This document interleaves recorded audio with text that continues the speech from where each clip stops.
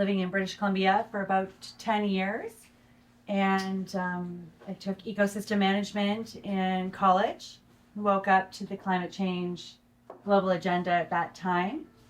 Started working at the local level in 2009, and then took 12 years to homeschool my kids and just really dive in deeper into what's going on in this world, and just a lover of truth. And I'm the author of Gather 2030, the newsletter, and the KICLEI Guide, the initiator of the KICLEI movement, this kicking the International Council out of our local environmental initiatives. And we're having success with that. And it's something that needs to be initiated all across the country. And I just feel like I'm sitting on the edge of history in the room, listening to the knowledge that is in this room, and know that we're going to be okay, that I have a lot of hope in our future if we can all come together and then realize that coming together with a goal and a mission and organizing ourselves and our skills, we can get the job done without one of us burning out, or just a few of us burning out.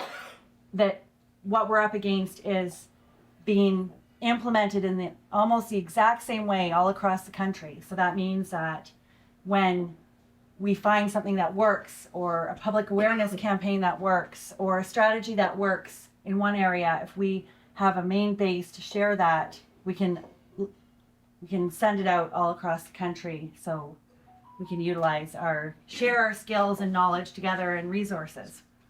And with that, I'm going to start off with a 5-minute video introducing KICLEI and focusing in on UN directive programs and how they're influencing our local municipalities. And then we're going to do a 25-minute presentation and dig into a community action plan, and we're going to have a look at Ottawa's official plan as an example, and come up with a strategy for Ottawa that can be used here, but it's the same strategy, a similar strategy that can also be used all across the country and anywhere where the United Nations is operating across the world.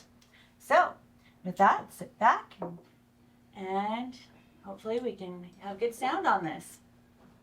Let's advocate for local needs over global policies to preserve our natural environment and ensure prosperity for future generations. Have you heard of the Partners for Climate Protection program, its origins, aims, and supporting rationale?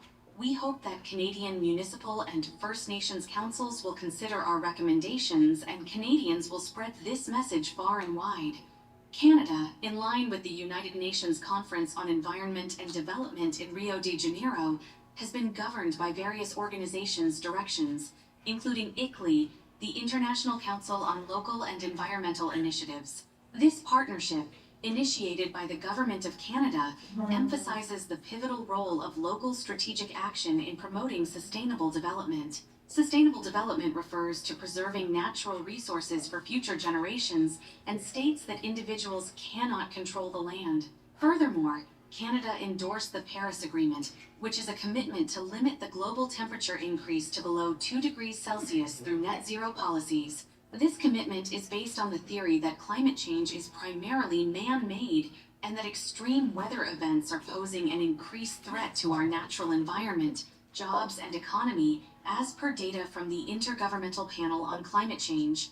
The computer models produced by the IPCC have many shortcomings and should be scrutinized as policy tools. It is difficult to determine the direct effect of atmospheric changes on weather phenomena in such complex systems. However, data shows that the number of fatalities due to extreme weather events has declined over the past century. The Earth has natural cold and warm phases, which correlate with the Earth's orbit and tilt. CO2 makes up just 0.04% of the Earth's atmosphere, of which human activities may contribute just 5%. CO2 is not a pollutant.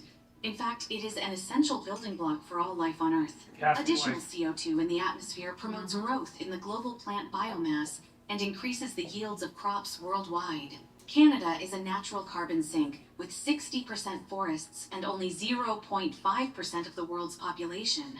Despite the energy requirements associated with living in a large, cold country, Canadians contribute only 1.6% of man-made emissions. The FCM-ICLEI Partners for Climate Protection Program, a comprehensive initiative, aims to reduce CO2 emissions to zero by 2050 using ICLEI software. The process involves collecting baseline data, setting reduction targets, producing action plans, and tracking and reporting progress annually. While the program claims to be free, it does require council and staff time for data collection, reporting, endorsement, and implementation, and public funds and assets for execution. It's essential that climate policy respects both scientific and economic realities. This balance is best achieved at the local level, where the immediate needs of each community can be assessed. Your endorsement matters. UN directive programs may prioritize global policies over grassroots perspectives. Sustainable development policies, if not carefully crafted, could infringe on the Canadian way of life, affecting aspects such as private car ownership, individual travel choices, property ownership, single-family homes, small-town growth, and privately owned farms. In the past 30 years, we have seen public funds and assets directed to private development goals and foreign investors. Many of our small towns have turned into ghost towns. Rural properties have been sold off primarily to corporate or foreign investors. And our cities are facing housing, drug, and mental health crises as prospects of home ownership dwindle for many. This is a concern that we believe Canadian municipal and First Nations councils should take into serious consideration as you hold the power to shape the future of your communities. Meaningful public consultation is the basis for local councils to consider their decision-making. Instead, staff are being directed to consult with programs and NGOs affiliated with ICLEI. Online surveys with options to pick our top 3 sustainable development action items are leading councils to believe their communities want this agenda. In addition, we have seen delegations opposed to net zero action items denied, and councils now considering their decision-making under UN directives, while councillors who oppose these goals are facing consequences. Fortunately, participation in these programs is voluntary, and councils retain the freedom to withdraw at any time. Local governing bodies, municipal and First Nations councils have a duty to represent the public, protect the land and water, and keep unelected lobbyists and corporations at bay. We trust our local governing authorities will make the right decisions, and therefore strongly recommend that councils direct staff to locate any motions to participate in FCM-ICLEI programs and reconsider them. For more information, check out KICLEI on Substack.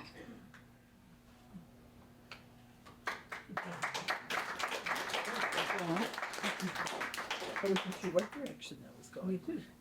You weren't sure which direction that was going. And that's kind of the point. Well done. It's all in how we deliver it. We need to make it something that they can accept without admitting that they were terribly evil in adopting it to begin with. So, or dumb, or, you know, we don't want to, it's the art of influencing them in the right way without making them the bad guy, right? And making them the good guy, giving them the option to be the good guys. And from there to show them that they're not the first to take this step. So that was the first kick at crafting a public awareness campaign that will take on these UN directive programs. Because they're coming at us from so many angles, and we see it as an international agenda that we can't do anything about. And now that we realize that ICLEI is a key player in this and is the international organization that's on the ground working with all of our municipalities across Canada, then we know what to aim for. Never mind all these guys. They're going to keep doing things to trigger us and make us live in fear and feel powerless. I honestly think they just exist to make us feel powerless. But even the COVID mandates were implemented locally by the mayor and the council here. And we saw an example of that in Orangeville recently. Well, not recently, it happened last January, but I posted it again recently. A delegation, maybe 5, 6, went in. The council was about to pass it so that the vaccine mandate would be extended. And after the 6 delegations, you know, when the mayor said, okay, we're going to vote to rescind this, who wants to second it? All their hands went up. Yeah. So they went from about to push through without consideration the vaccine mandate for the public workers, 6 delegations or more, 5 minutes each. Okay, changing the wording of the motion now. We're going to motion to rescind the vaccine mandate. Can I get a second? All the hands go up. Every single one of them. Yeah. All in favor? All the hands. Like they couldn't wait to put their hand up. Right? So this is something that works. Right? Going into our council works.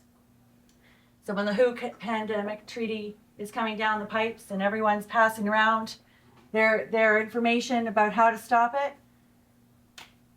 it's a little bit out of our hands, but it's a good thing to raise public awareness. At the end of the day, we go in with our delegations, the NCI report, really clear recommendations. We put a stop to it in our town. We have control over our towns, our circle of influence, right? And when we realize that if we just stop focusing our energy so much, it's good to be aware of what they're doing. But if you're giving them your energy and you can't change, you're not on their board. You can't go in and talk to them, but you can go in and talk to your city council. And it's all being implemented locally for the most part. So we've discovered UN directive programs, and they have names, and we can find the motions where our municipalities partner with them.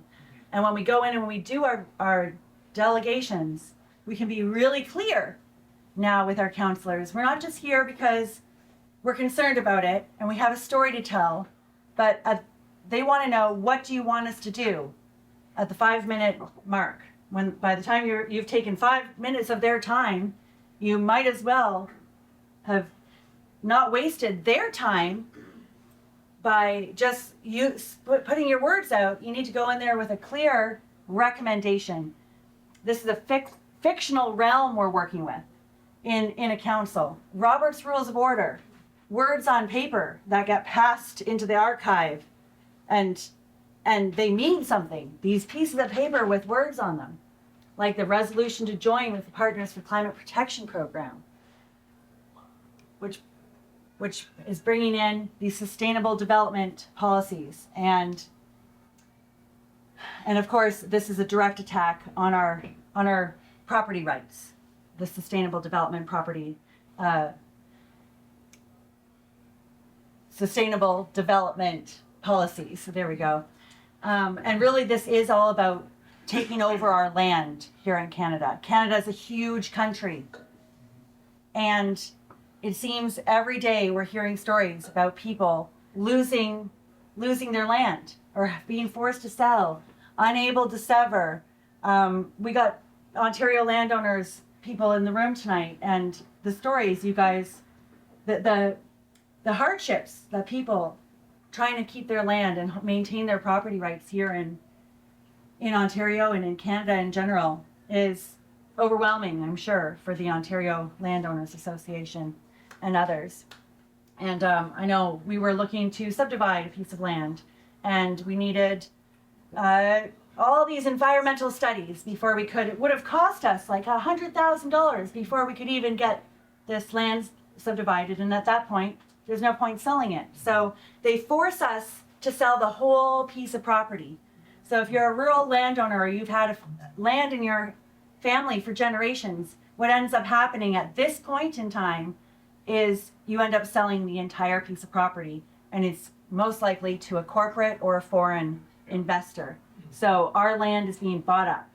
And this is when you think of a war, what do people have a war over? It's the land. That's right. It's what they want is the land. And yes, 15-minute cities is a thing. And they're moving it, they're creating these 15-minute cities because they want everyone living in the city and off the land, and to go from there. So it's all connected to this sustainable development and this idea that we've been sold, that we need to protect the land for future generations, but at what cost, and how are they going about that? And could we go about that a different way? Because I'm pretty sure we can protect the resources for future generations without destroying the hope and prosperity of this generation and our country. So, and other countries involved. Sorry, I'm just getting over a cold. Traveling the country, coughing. So anyway, Canada signed on in 1992 to Agenda 21. And in 1994, the Federation of Canadian Municipalities and the Canadian Council of Ministers of the Environment sent a 40-page document called the Municipal Primer to all Canadian municipalities. And this outlined how they would achieve sustainable development through Canadian municipalities. And you can see here, these are their action items. Okay, so this page is a big clue for us. So when you're looking at your strategic plans and your official plans and wondering, well, is this happening in my area? Is Agenda 21 being implemented through my town? You look at the social and economic dimensions, and are they changing consumption patterns? Well, we'll find out, yeah. Are they promoting sustainable human settlement developments? Depends on, yeah.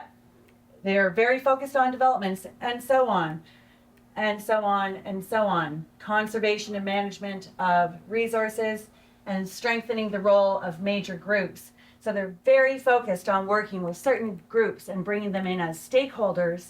And if you try and go to one of their meetings and ask questions, you might find yourself getting kicked out because they only want certain kind of public feedback there. What I find, right? Have you experienced that? What's very fascinating is the means of implementation. And we see how they did it.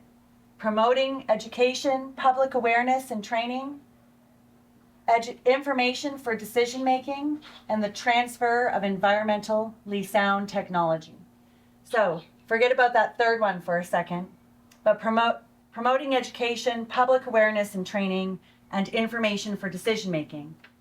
These are the tools that we need to develop for the people across the country looking to push back on this agenda. We need our own educational resources. We already have them. We just need to bring them together at this point. Public awareness, such as that video, something that can actually break through. And I can show that to my dad who loves the CBC. And he'll actually, for the first time in like the last 15 years, say, "Good job, Maggie. I think I get it." First time in 15 years, my dad who watched the CBC was like, "Oh, good job. I think I get it," right? So that's the kind of stuff we need to be able to be producing. And information for decision making. That means going into our councils and providing them the information they need to make good decisions moving forward. That's exactly what they did. And if that's the game we're going to play, do you think that we can win it? Yeah. Do you think we're diplomatic enough? Do you think we got enough professionalism in the room? We know how to read a room. We know how to speak to people. We know how to dialogue. We know how to network clearly. And we can pull 50 people into a council meeting every now and then and say, "Hey, there's public pushback on this policy, and here are our recommendations," and deliver it in a very professional, non-aggressive way. I think we can do it. That's not what they want us to do. They want us to be triggered and angry and mad and emotional. Conquer and divide. Yeah. And they want to use that as an opportunity to make us look bad. So if we realize that this is the game we're playing, then it becomes so much more fun to keep your cool, keep a level head, and win them at that game, right? Like we can win it at that game. So that's where we're going with this. So the Partners for Climate Protection program is a program that was created in 1994. You can see right there. And this was created by the Government of Canada partnering with KICLEI to fund sustainable development programs through the Federation of Canadian Municipalities. So if we look at the Federation of Canadian Municipalities website, we're going to find a lot of different programs. And this is their main one that is aimed at net zero. And it started in 1994, and it now has 500 municipalities signed on to it that are actually aiming for net zero. And I thought that that was just a word that they used to make it sound like they were doing something. But man, they're serious. They are aiming for net zero. They have a 5-milestone framework aimed at net zero. And they go into a community and they calculate all the energy consumption from both the corporate and the community sector. So that means all of it. The energy consumption from everyone in the community and their municipality. Is there a basis for calculation? Well, What's your basis for calculation? there's a 70-page document. You can have a look at it after. Yes. It's a simple algorithm. Yep. That's all it is. Yeah, they definitely, they're looking at, how many private vehicles, how many, they look at their public transit, the off-road, they look at other emissions, industry, residential.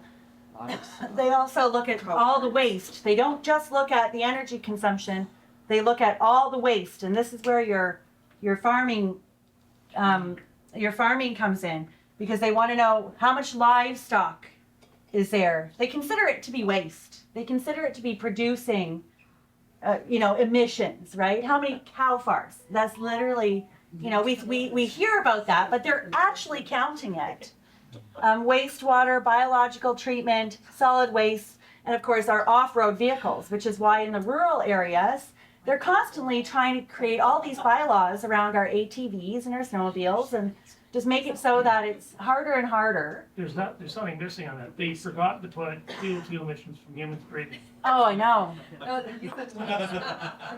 waste. There's waste anybody breathing. So they put all of this into their KICLEI software. Then they take the data, they put that into the KICLEI software, and they set the reduction target.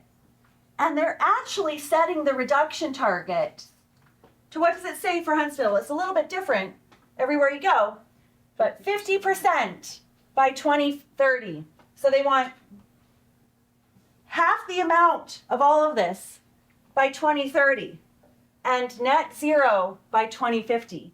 This is what they're aiming for. This is not did everyone watch Captain Planet growing up? I did. That was my generation, maybe? Mine, Captain Kangaroo. I should actually put the song in here, but he goes, Captain Planet, he's a hero, gonna take pollution down to zero. Oh, Oh my gosh. When I learned about this, I was like, they're actually aiming for zero? Especially when you consider what is carbon dioxide, right? Like that matters too. You need it to live. We won't be alive if it's at zero. So the magic of all of this and the KICLEI strategy is these are just programs. We could start a program right now. We could create a program and create a joining resolution, a 3-page document, have our supporting rationale. And if they like the idea, they could adopt it. Well, that's all they did. They created a program. They put some fancy words into it. They put it in front of our counselors one day. And they told them it was free. And it was from the Federation of Canadian Municipalities. And, in a meeting, when you're sitting there, if you've ever watched a council meeting, sometimes they're 6 hours long and they're going through 600 pages of stuff. This 3-page document comes through. All in favor? Okay, moving on, right? So that's how it got in there. And we're watching that in the municipality of Thorold, right? Where the councillors actually asked, well, it says it's free, but there must be some catch, you know? and then it's been quite the exciting journey watching that and helping in Thorold to get to push back on this. So this is how they're doing it. They put a 3-page resolution in front of them and they get them to adopt it. So we're up against words on paper. That's it. And a supporting rationale that can easily be refuted with grade 2 science facts. I have a question. Were they offered financial incentives? There is a green municipal fund, but And are they depending on that to survive, many of them? no, most of the green municipal fund basically goes to EV charging stations and upgrading solar panels and bike lanes and Bike lanes. yeah, There's a that's helpful in Canada most of the year. In the winter. most of the year.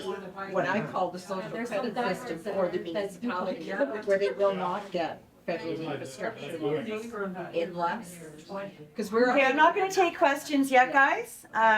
But great. Well, we will get into that. So the disadvantages of the program are quite many, and this really helps us when we go in to speak to this issue. So if something comes up on the agenda, which it will tend to come up quite regularly, we have an opportunity to go in there and let them know that we are not in favor of this action item, whatever it may be, and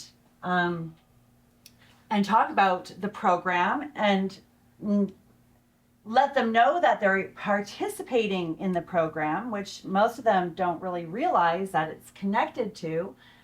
And then we go through the list of disadvantages and we talk about, as the video showed earlier, you know, this affects our mobility, our privacy, our energy security, our property taxes, costly municipal expenditures, our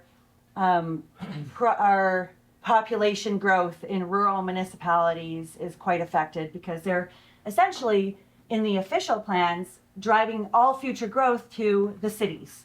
So the councillors are sitting there and they're looking at an official plan 300 pages long, and it takes the people going in and pointing out to them, hey, look, like we did in Duro-Dummer, this official plan says that your population is going to be is basically your population is not going to grow in this area for the next 25 years. It's almost zero, your population growth that they're going to allow to come here, like maybe 2 or 3 or 4% population growth in the rural municipalities. So you're basically going to kill, this official plan is going to kill your municipality, and they just needed us to show up and point it out to them.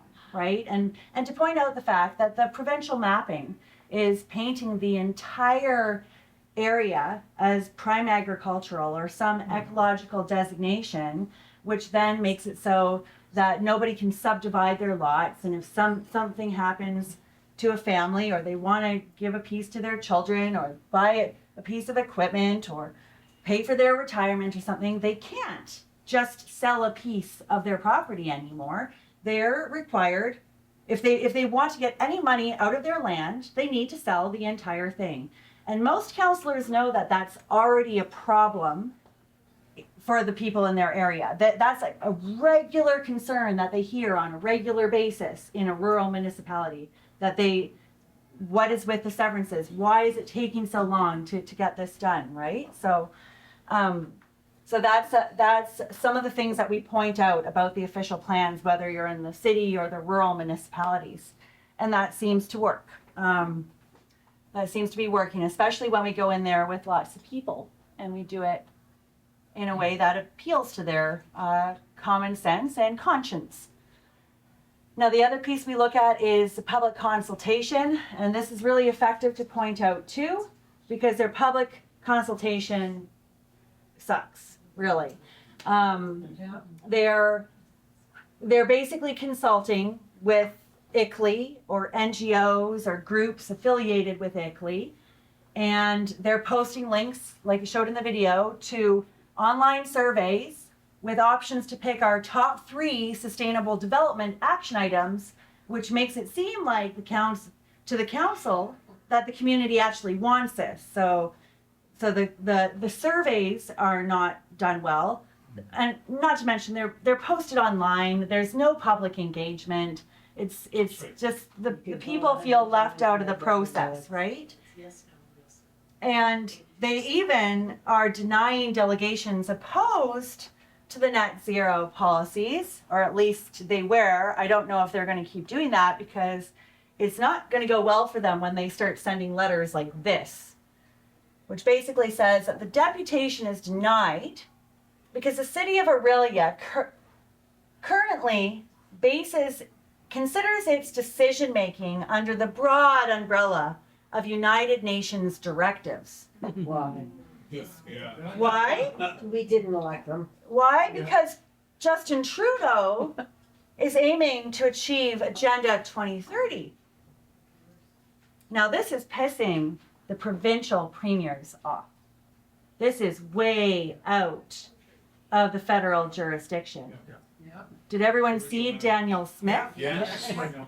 yesterday? She hit the nail right on the head, and I can tell that Alberta is going to be opting out of these programs very soon, just like they did in Saskatchewan recently. So at this point, the pendulum has already swung our way. We just need to get in there and go for it, guys. And we have all the examples now with the examples I'm going to get into. I don't want to get too ahead of myself. I'll save the exciting stuff for the end here. But the other things that we're pointing out is that these programs are voluntary, that they can pass a motion to leave at any time. So we let them know all the disadvantages, and then we tell them, but it's okay.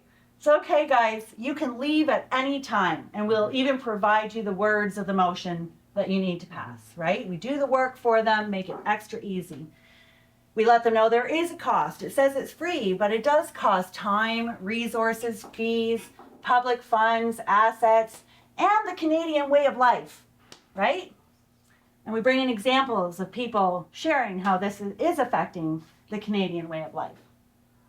And that the Government of Canada and the Federation of Canadian Municipalities, even though it's funding and administrating the program, accepts no responsibility for it. This is at the bottom of every page on the PCP website. We accept no responsibility for it. What is that? Is that the fine print? Are they waiving liability? Yeah. Sure. Are they putting the responsibility on the councillors to implement and endorse this and tricking them into doing it, like we're seeing as an example in Thorold of the city staff slipping this item on the agenda? The councillors didn't even move it. It came from the city staff, slipped it on there, and they wouldn't answer the question, what is the program? What are the tools that are offered? It says it's free, but it must cost something. They wouldn't answer any of the questions. And they're trying to trick the councillors into doing this. Like, God forbid they ask those questions. And the staff, you know what they said? We won't know until you adopt it. Oh, no. Yeah. Oh, no. Yeah. Yeah. So you need to buy it first, kind of thing. Can't you rescind it? Yes, they can rescind it. Yes, yep. It's not cast in stone. No, none of this. Yeah. Thing. That's the thing. None of this is cast in stone. So we just go in there. We let them know this is completely voluntary, and they can leave at any time. Did you ever present the consequences? Like sustainable development has been around for generations. Yeah. It's such a utopia. But no one's ever looked at the cost of sustainable development measures to society. Long term. Long term, there's a detrimental effect to society. It'll never put any of that in there. It's just like, even when you went into council, just saying you was in, why should you say no to this?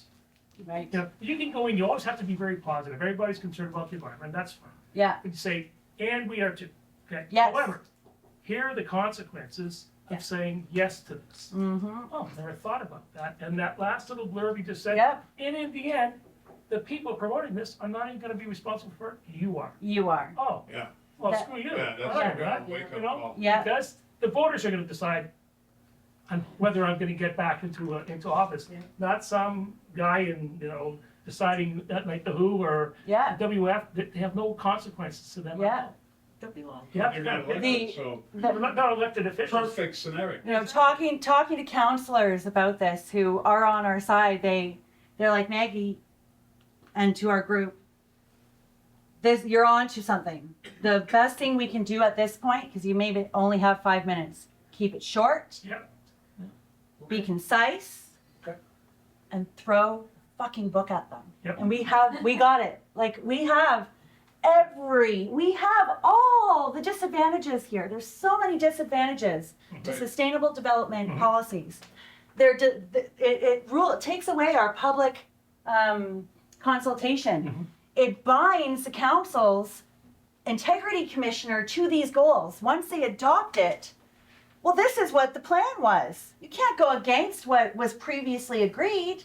So if you go against those UN directives, then the councillors find that they're facing consequences. So you point all this out to them, right? In what way? And the cost. In what way are they facing consequences? Well, for instance, there's 2 examples I can give. Up in North Bay, one of the counselors did a post about the teacher who had was Oh, Yes. okay, Yeah. and she just did a very well written post on that, and she was taken before the commissioner, and it cost their community $36,000, and she had her pay docked, and that is linked to this program because there are 2 reports for last year. One was on the climate change, and the other one was on equity, diversity, and inclusion being implemented through climate action plans. Climate action plans. Wow. Can't you see the connection? Wow. Oh. Municipal councillors are also the only people you can legally sue civilly. Can you? can't I do it still with any haven't other figured that out politician. yet. Well, with- I mean, any council, you can say, look, I've reconsidered my position. Yep. You know, Yes. After further looking at Yes. investigation, we've decided this is not the best plan for Ottawa or for any municipality. You're allowed to do that. Yeah. And you can say, actually, you know what? You save face rather Yes. than you're throwing good money after bad. So, you Yeah. know, that's what happens. You Yeah. know?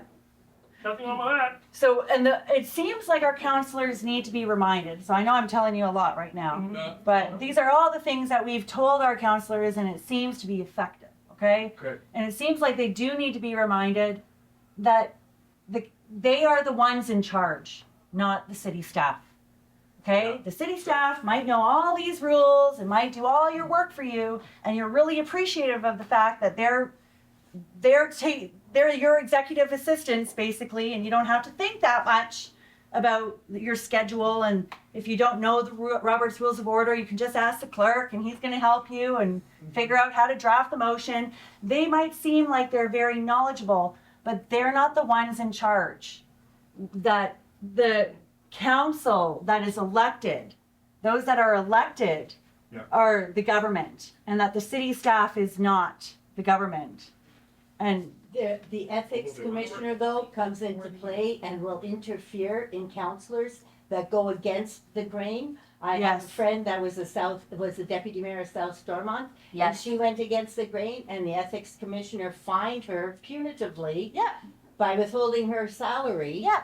And because she went against and voted against stuff that was green and they took. And that's because the council in the past adopted the motion to do that agenda.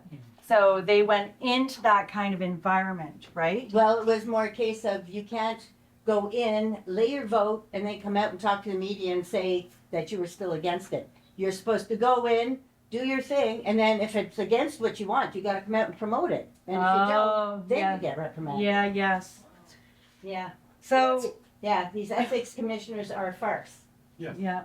So they're really limiting, once this program gets adopted, it limits the council's decision-making options to UN directives, essentially. Like they're basically adopting the UN agenda, right? What does that mean?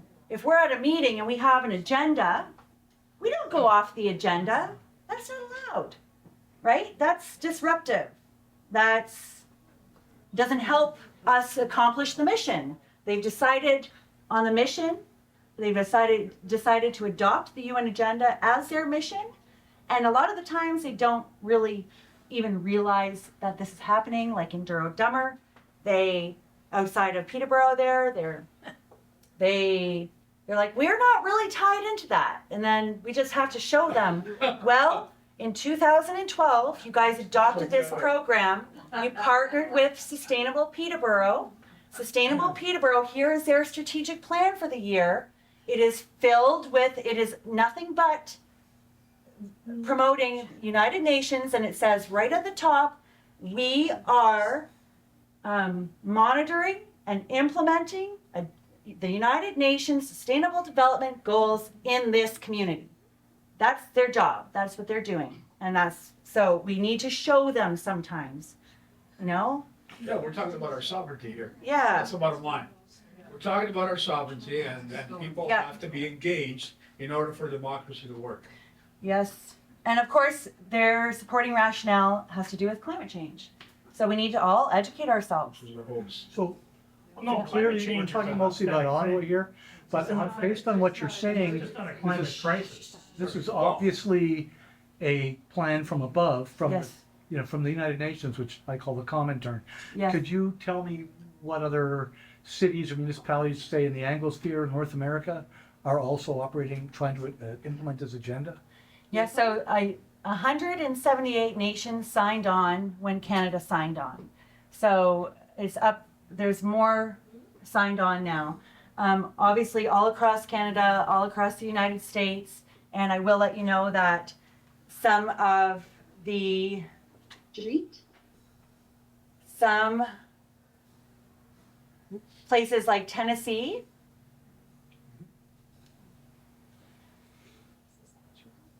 so Saskatchewan, for instance, I'll get to Tennessee in a minute, but Saskatchewan recently passed a resolution.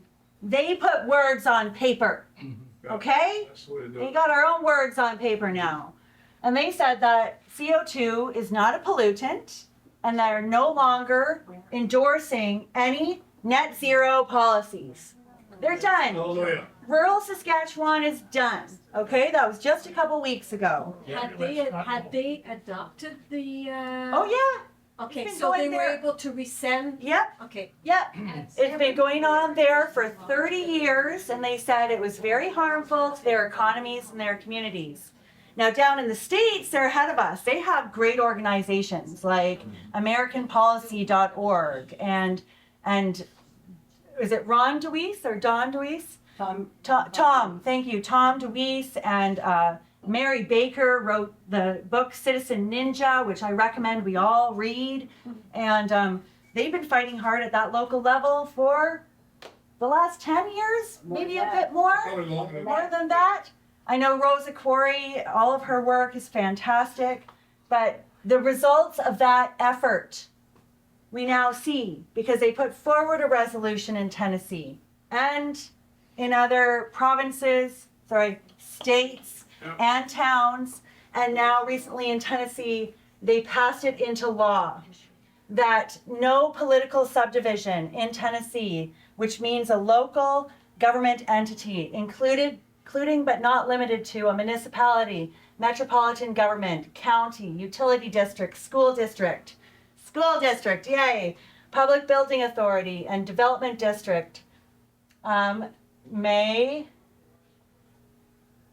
so none of those political subdivisions shall not adopt or implement policy recommendations that deliberately or inadvertently infringe or restrict private property rights without due process as may be required by policy recommendations originating in or traceable to the United Nations or a subsidiary entity of the United Nations, like KICLEI, including but not limited to Agenda 21, the 2030 Agenda for Sustainable Development, and their United Nations proposal to reach net zero by 2050, or any other plan of action that contravenes the Constitution of the United States or the Constitution of the state. And it just is a fact. This is what we're aiming for. Yeah. So we have their original resolution now, okay, that they brought before their state. Okay. And now we're making a Canadian version of that, right? And as we're going around getting signatures in support of our local recommendations, we'll also gather signatures of support on our provincial recommendations so that they will have support at that level to back out and do what they've done here. Was this a groundswell type of thing? Did it come from from It, farmers? it collecting? came from the bottom. Yeah. This has been coming for quite a long That's how it time. works. But the reason it's working is because they're all Republican states. Yeah, I was If gonna they say. were, if they were Democratic states, they wouldn't be going anywhere. Well, that's why the video I showed at the beginning, we need to make it make sense to the other side too, right? And this speaks to KICLEI here. Since the United Nations has accredited and enlisted numerous non-governmental and intergovernmental organizations to assist in the implementation of its policies relative to Agenda 21, the 2030 Agenda for Sustainable Development, Net Zero Goals for 2050, and its related plans and initiatives, this state and its political subdivisions shall not enter into any agreement, expend any sum of money, or provide financial aid to those non-governmental and intergovernmental organizations as described in or promoted by such plans and initiatives. Okay, what I see there is that we're talking about anyone that's not elected will not be considered. I mean, these are international bodies that are working at their own agenda to promote a one world government and total control. That's the bottom line. Yes. So when they come into countries like Canada and so on, they set in motion such incredible indoctrination that we gotta push back on. I think we've reached that point. Mhm. And we've gotta take our sovereignty back, because that's really what's at stake here. So these, like I said, Tom DeWeese, the AmericanPolicy.org, guys, don't wait for me to get workbooks ready on how to do this. They have them at AmericanPolicy.org already. And it's going to be a little different because obviously, you know, I think we're smart enough and intelligent enough to see the difference, but the way that they've worked to influence the policymakers and the elected officials at that level has been effective, and they have all the information on the sustainable development policies and what they used to make this change happen there. And I would recommend a book club on Mary Baker's Power to Stand Up. Stand Up to Power, that's right. Citizen Ninja, excellent book.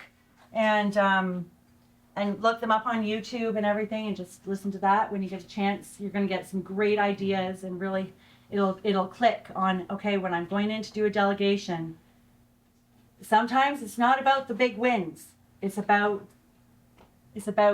shifting their perspective just a little bit, getting a little bit more respect on your side, helping them to see that this is a reasonable request, right? And to create those Well, those give them proper relationships. information as well. Yes. Not to be Well, speaking truth to bamboozled power. by. Yeah. Yes. Yeah, so this is what we want, you know, we want a motion to reconsider. This looks like a boring block of words, doesn't it? And there's magic in it. Like I said, the things happen in a council meeting by words, right? And the way that we word it, it matters, right? So this is for Thorold and in our last meeting. And, you know what? The city staff drafted this for us. Yeah.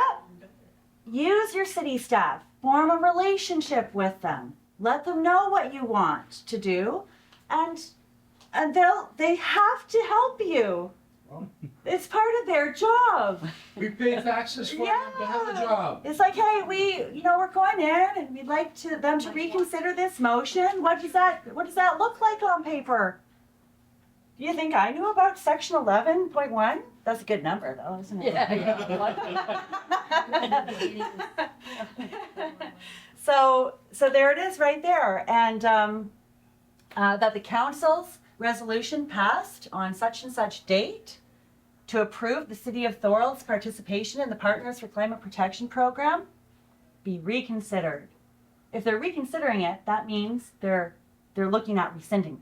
You don't reconsider your participation in a program just to reconsider it. It's you've agreed to participate, you're reconsidering your agreement to participate.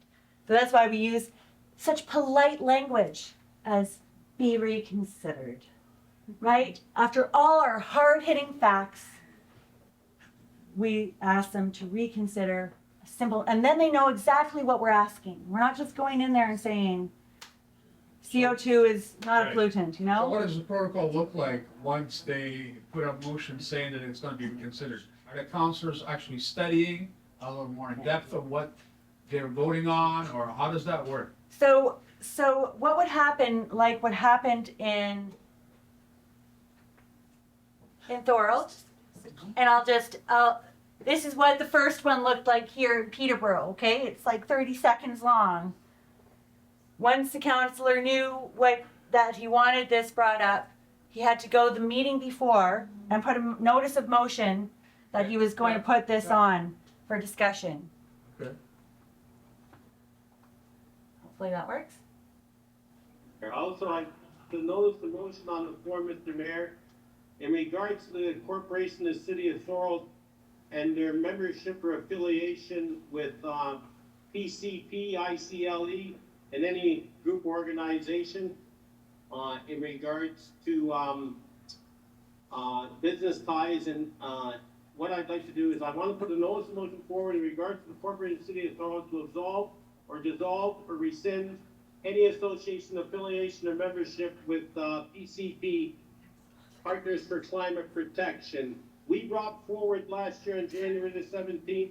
Listen, we're not talking on the motion now. You're gonna bring a motion forward. I absolutely love Councillor Jim Handley. What We got. What a great guy. And the mayor is cool there too, actually. What was he saying, basically?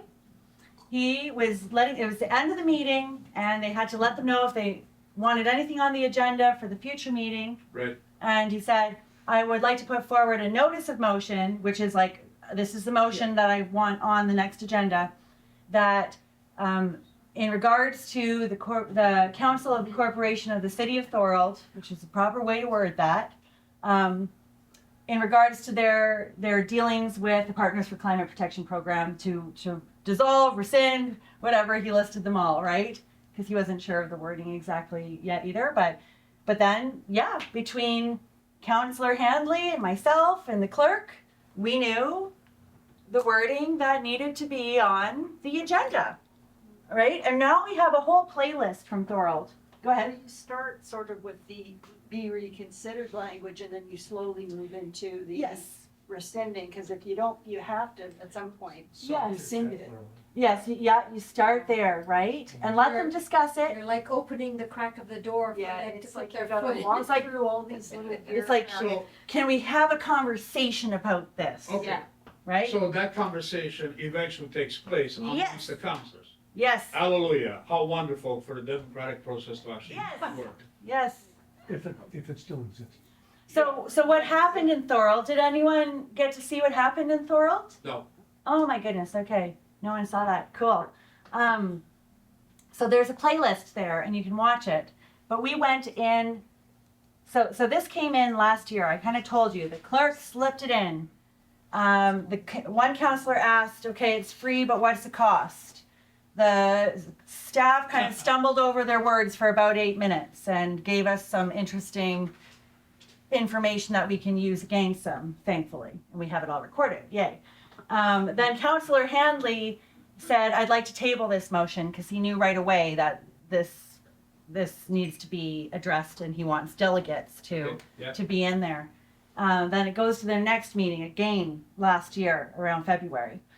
And it comes up and there's a couple delegates there to speak against this motion. So even before any of us were speaking against it, here's, what's his name? Ron Davereau. I hope I'm pronouncing it right. Beautiful, beautiful man. He's up there. He's an activist in his community. He cares about his community, and he's up there and he's doing a delegation against the Partners for Climate Protection program before any of us knew about any of it, right? So it's historical to watch that playlist, and we learn a lot. And then they have this long conversation, and it basically ends up, as I said earlier, that the counselors have a lot of questions, and the staff can't answer those questions until the council adopts the program. And the council gave them 1 year, at which point they wanted to know, like, what does it cost? How long is it going to take? What are the tools? Sure. And so on. Sure. A year goes by, and they know it's supposed to come up on the agenda, and they start reaching out to me, and we all line up to do delegations in Thorold and get out of this program.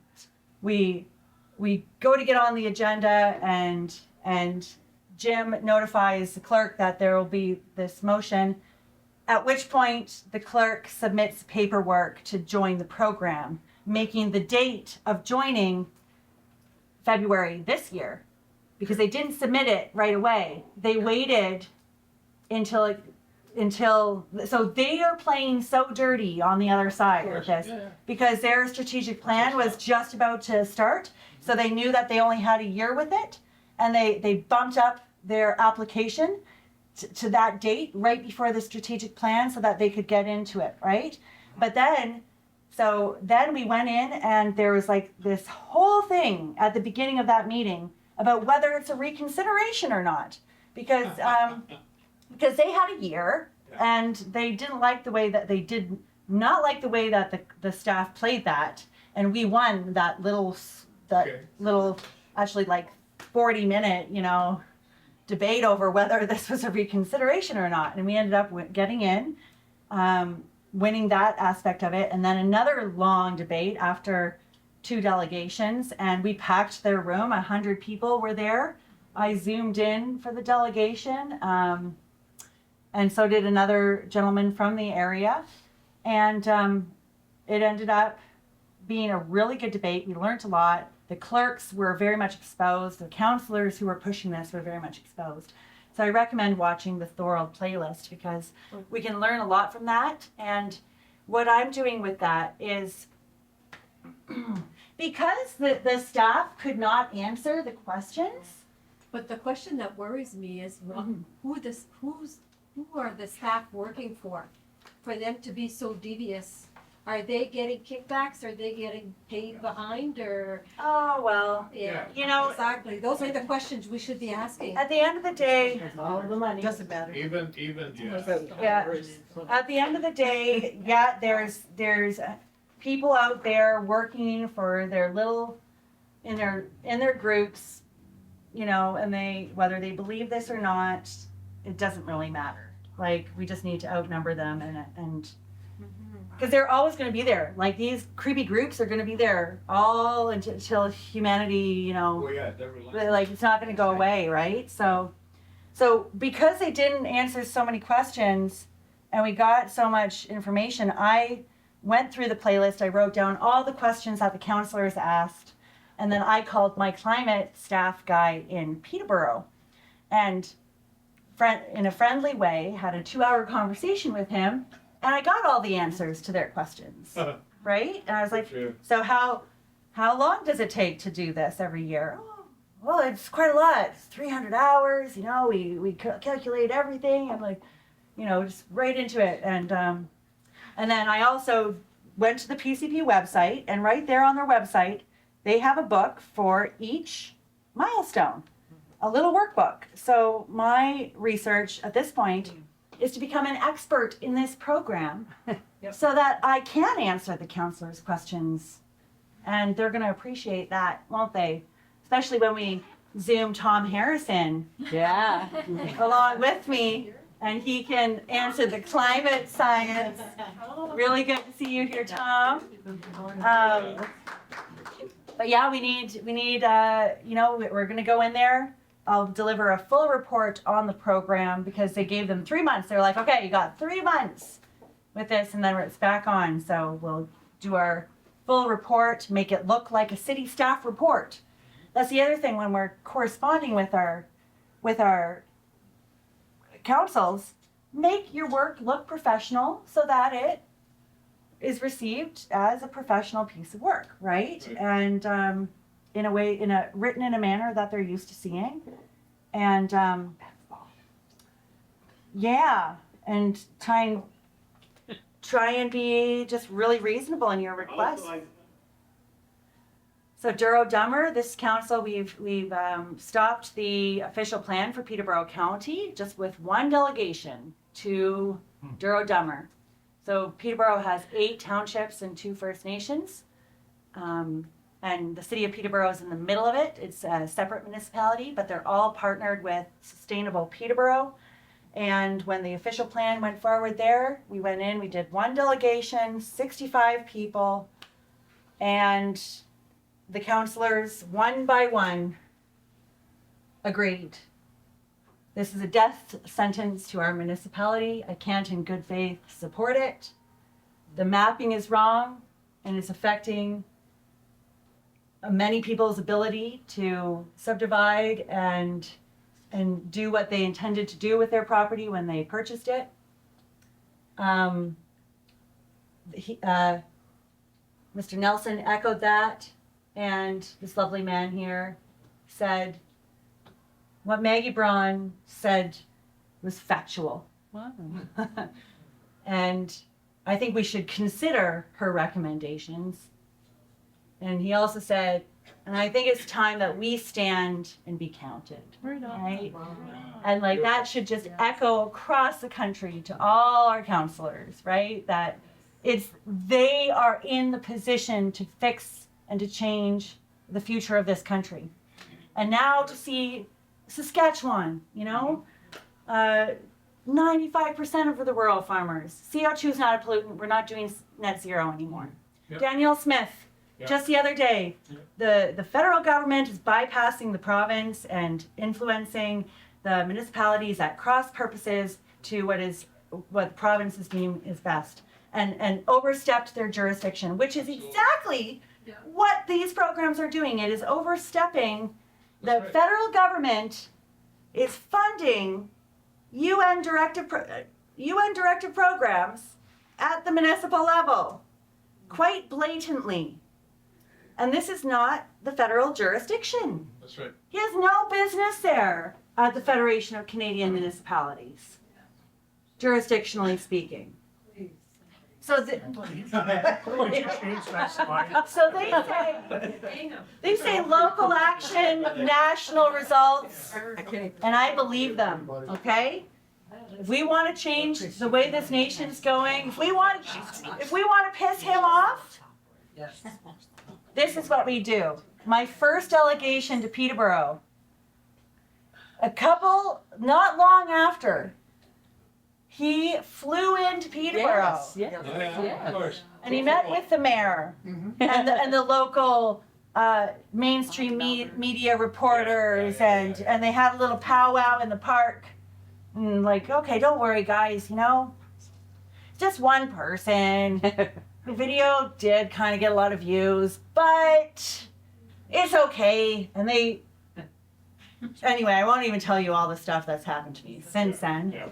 But you kind of got to be prepared for it and know that we just are on the right side, and you push through, Right. Yeah. and you're gonna be okay. We're gonna be protected from all of it. Yeah. They operate in fear. They want us to be fearful of what's gonna happen to us if we push out on this, push back, and if we just drop the fear and say, okay, all in, no matter what. And now we got a whole army of professional people who are seeing it and ready to do the same thing. It's done. Like, he's done. Agenda 21 is done. And it's really important to the First Nations play a role in this. We talked about how this is the land. It's about the land. No kidding. Yeah. And the treaties matter. That treaty was made, those treaties were made between two nations to share the land. And if that treaty gets taken out by the United Nations interfering with it and tricking them out of like dropping that treaty, then we all lose our right to the land. So it's a simple way of explaining that. But I like that, in a sense, these NGOs need to get the First Nations on board. So our action plan in Peterborough now, it has to include, because they came in 2012 and they got the city, the county, it's 8 townships and the 2 First Nations to adopt their community sustainability plan. And so when I look at how am I going to take back Peterborough and Peterborough County, I need to lay out certain information to make that a smoother process and give me a good overview of that. So this is what we can do here for Ottawa too. I want to like show you if I could go back 8 months ago and make this a lot easier and figure it all out. I would have created a spreadsheet like this. And I need to clean it up a bit. This is like a plan of attack, basically. Yeah, it's your plan of attack. Place. You lay this all out. You got your city, your county, your 8 townships, your 2 First Nations. You get their homepage. You got your contacts, so you can easily contact all of them. Your link to their agenda and calendar. You know, when are their meetings held? All of them are different when it comes to speaking to them. So, like, you know, speaking to council. Their little instruction page, how to make your deputation request, and a place where you can watch their meetings so that you can keep an eye on what's going on there, even if you can't show up. And then you can start acquiring their joining resolutions, right? So, and in the KICLEI primer, there's a page on how to acquire the joining resolution. So, and here I would also get their address and the phone number for the clerk.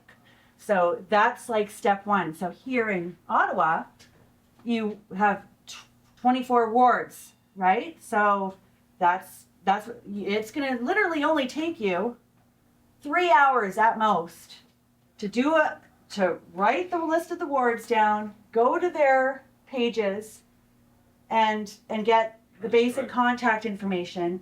And then do you get to speak to in each ward? Do they have their own meetings? Or just their own town halls? Town halls at the ward level. Okay. So then you would want that information on the town halls, and then all you have to keep an eye on is your big city council meeting for the meetings, which makes that easy. They also have committees Yes. that the different councillors sit on. Yes. And in Ottawa, there's, a gazillion of them. So then trying to find out who's on, and some of them have outside, not council members. So there's a big list. Yes. Of people as well. So you want to everyone's like a city is totally different than what I'm looking at in there. But you want to get kind of your breakdown and see how it's laid out, right? And then you want to find somebody. You want to see who's in each ward, right? So, because that's going to matter too. So you can. Have your different ward watches and representatives. And so that's kind of game plan. And if you're in like Peterborough, for instance, I use the city of Peterborough as an example of where this is headed. And I can show that to the other townships because they're quite upfront about, hey, in the environmental committee report that I spoke to originally, they were quite happy to admit that they're targeting our mobility and how great COVID-19 was because it modified our travel patterns, and they're looking to target our mobility some more. And it's like, yeah, okay, they give us a lot at the big cities because they're very boastful about what they're doing. Whereas when we so that's a good place to get your information from. Whereas Trent Hills or Duro Dummer, these guys are farm boys. They're not paying attention to what's going on there. So it's good to let them know. And at the same time, they're the ones who are losing the most. So Yeah. so then we go and we go to the townships. We know we're not going to win the city of Peterborough right away, but we're going to surround them with townships that have dropped out of the program, and then go in to there. And at that point, we're going to have so many people Yeah. involved in this that it'll That's a good approach. pick up. So would you guys like to take a 5-minute break? And it's very warm in here. You guys want to cool off And pay our bills.